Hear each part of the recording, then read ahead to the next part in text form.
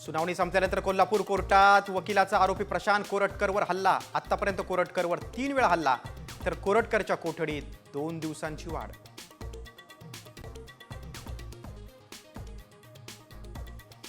कुणाल कामराला मद्रास हायकोर्टाचा दिलासा. 7 एप्रिलपर्यंत अटक न करण्याचे आदेश. 31 मार्चला कामरा मुंबई पोलिसांसमोर हजर राहणार.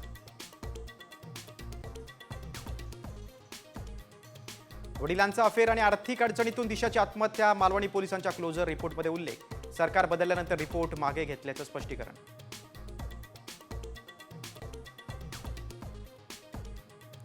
विधिमंडळ समित्यांमध्ये मुंडे भुजबळांना स्थान नाहीच. अजित पवारांनी धनंजय मुंडेंना 4 हात लांब ठेवलं, तर छगन भुजबळांपासूनही अंतर राखलं.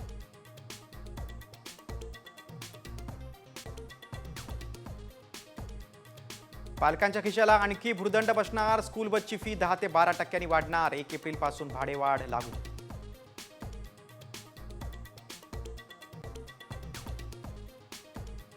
राज्यात अनेक ठिकाणी कमाल तापमान 40शी पार. अकोल्यात उच्चांकी 42 अंश सेल्सिअस तापमानाची नोंद. देशातही उष्णतेचा लाटेचा इशारा.